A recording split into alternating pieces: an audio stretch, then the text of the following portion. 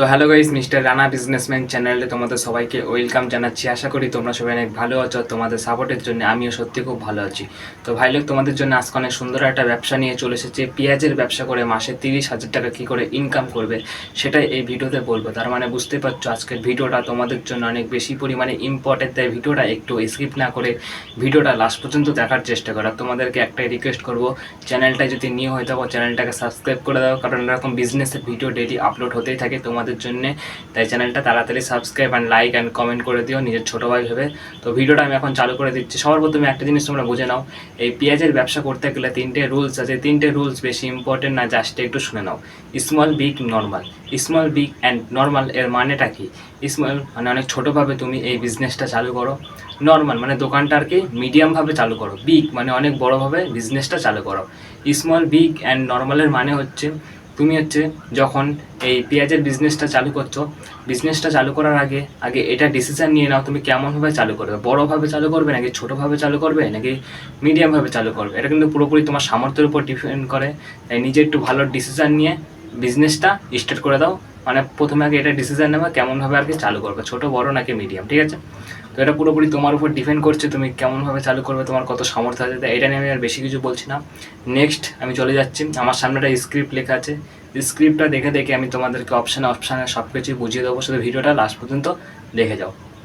1 নম্বর option হচ্ছে, আমি 5-6টা option বলবো তোমাদেরকে। 5-6টা অপশানের মধ্যে যে কোনো একটা অপশান চুজ করে তুমি এই বিজনেসটা চালু করে দাও, অনেক ভালো চলবে, ঠিক আছে? 5-6টা অপশান বলবো, 5-6টা অপশানই অনেক বেস্ট, শুনে দাও।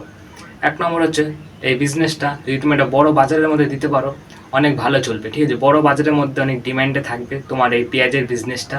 আর তুমি যদি গ্রামে থাকো, তোমার গ্রামের মধ্যে ভালো একটা জায়গা চুজ করে এই পেঁয়াজের বিজনেসটা তুমি দিয়ে দাও, অনেক সুন্দর চলবে, অনেক ভালো চলবে।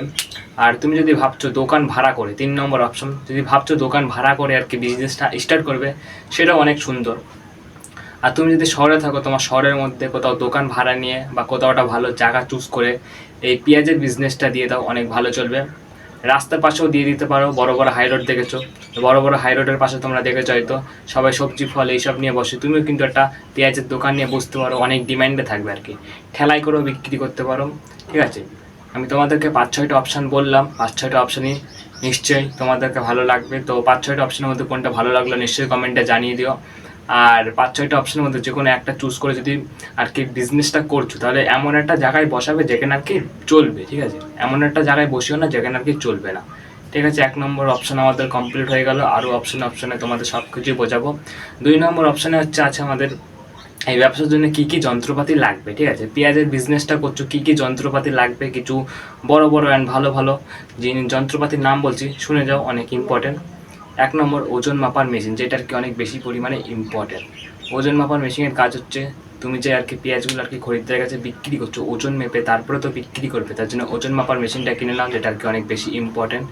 2 নম্বর অপশন হচ্ছে ঝুড়ি প্লাস বালতি, যেগুলো অনেক বেশি ইম্পর্টেন্ট। ঝুড়ির কাজ আর কি পেঁয়াজগুলো রাখার জন্য, আর বালতির কাজও অনেক, তাই ঝুড়ি প্লাস বালতি কিনে নাও যত তাড়াতাড়ি পাচ্ছ।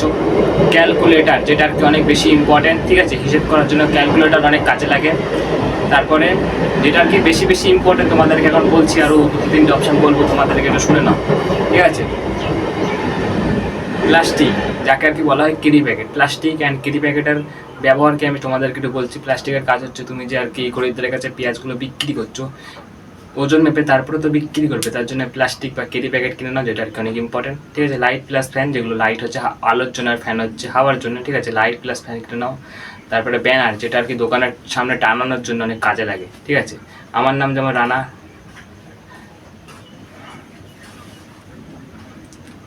রানা বিজনেসম্যান, ঠিক আছে?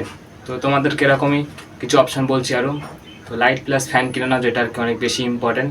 তারপর হচ্ছে ব্যানার, যেটা অনেক বেশি ইম্পর্টেন্ট, যেমন আমার নাম যেমন রানা আলু রানা পেঁয়াজের দোকান, এরকম তোমার নাম দিয়ে একটা ব্যানারটা নিয়ে দাও, তোমার দোকানের সামনে অনেক ইউনিক লাগবে, অনেক সুন্দর লাগবে। এবার একটা জিনিস তোমরা বুঝে নাও, গ্রাম এবং শহরে দোকান ভাড়া কত করে নেবে। যদি গ্রামে থাকো তাহলে তোমার দোকান ভাড়া নিয়ে নেবে 1 থেকে 2,000 টাকা। যদি শহরে থাকো তাহলে তোমার দোকান ভাড়া নিয়ে নেবে 3 থেকে 4,000 টাকা, ঠিক আছে? তো আমাদের 2 নম্বর অপশান কমপ্লিট হয়ে গেল। এবার 3 নম্বর অপশানের দিকে এগিয়ে যাচ্ছি। এই ব্যবসাটার জন্য কী কী আর কি, মানে কী কী বলতে আর কি কত টাকা আর কি ইনকাম হবে ডেলি অ্যান্ড মাসে, ঠিক আছে? সেটা একটু ক্লিয়ার করে তোমাদেরকে বলছি। তুমি যদি ভাবছো এই বিজনেসটা অনেক ছোটোভাবে চালু করবে, তাহলে তোমার ভালো করে তোমাদেরকে বোঝাচ্ছি, ঠিক আছে? এটা এটা একটু বড় আছে, তোমাদেরকে ভালো করে বোঝাতে হবে। ব্যবসাটা করতে আর কি কত টাকা লাগবে তোমাদের মনে হয় তখন প্রশ্ন আসে, সেটা একটু ক্লিয়ার করে তোমাদেরকে বলছি, ঠিক আছে?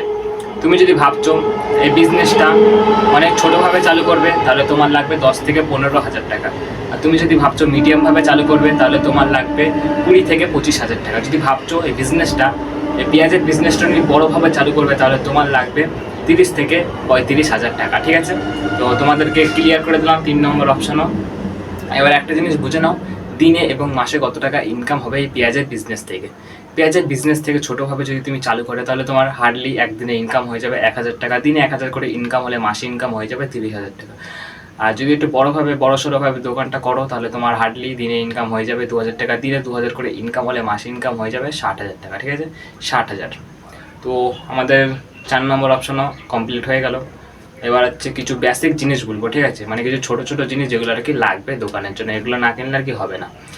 লাইট প্লাস ফ্যান, যেটা আর কি বললাম, লাইট প্লাস ফ্যান লাগবে, তবে ঝুড়ি লাগবে, ব্যানার লাগবে, টুল প্লাস প্লাস্টিক লাগবে, ঠিক আছে? প্লাস্টিক বা ক্যারি ব্যাগেট, ওজন মাপার মেশিন বা দাড়িপাল্লা, দুটোর মধ্যে যে কোনো একটা হলেও চলবে, ক্যালকুলেটার বা এমনি না কিনলেও কোনো ব্যাপার নেই। তো কিছু বেসিক জিনিস বললাম, আরও তুমি কিছু বেসিক জিনিস কিনতে চাইলে কিনে নিও, কোনো ব্যাপার নেই। তো কিছু টিপস দিচ্ছি, এবার জাস্ট শুনে নাও। কাস্টমারের সাথে কোনো ধরনের খারাপ ব্যবহার করবে না, কারণ একটা কাস্টমারের সাথে খারাপ ব্যবহার করলে সে কিন্তু তোমার দোকানে কোনো দিনই আর আসবে না। তাই কাস্টমারের সাথে ভালো ব্যবহার করার চেষ্টা করো, নিয়মিত দোকান খোলো, ঠিক আছে? মানে তুমি যদি ভাবছো আজকে সকাল 8টার সময় দোকান খুলবে তাহলে ডেইলি সকাল 8টার সময় দোকান খুলো। কোনো দিন এরকম করো না যে আজকে 12টার সময়, তারপরে দিন 5টার সময়, তারপরে দিন 1টার সময়। এরকম করে দোকান খুললে হয় না, নিয়মিত দোকান খুলতে হয়, ঠিক আছে? কাদের জন্য ব্যবসাটা বেস্ট? যারা ভাবছো কম টাকার মধ্যে ভালো একটা বিজনেস চালু করবে তাদের জন্য পুরো পারফেক্ট একটা বিজনেস এটা। তো আজকের ভিডিওটা বেশি লং করছি না, ভিডিওটা আমি এখানেই শেষ করবো। আরও যদি কিছু বোঝানোর বাকি থাকে নিশ্চয়ই আমাকে কমেন্ট করে জানাবে। আমি সব কিছু বোঝানোর চেষ্টা করেছি। আমি এটা নিউ ক্রিয়েটার, কিছু ভুল হতেই পারে, কিছু যদি ভুল হয়ে থাকে নিশ্চয়ই ক্ষমা করে দিও। তো আমি ভিডিওটা বেশি লং করবো না, ভিডিওটা এখন শেষ করবো এখানেই। তো কিছু বোঝানোর বাকি থাকলে নিশ্চয়ই কমেন্টে জানিয়ে দিও। তো আজকের মতন সবাই ভালো থেকো, সুস্থ থেকো। আজকের মতন বাবাই।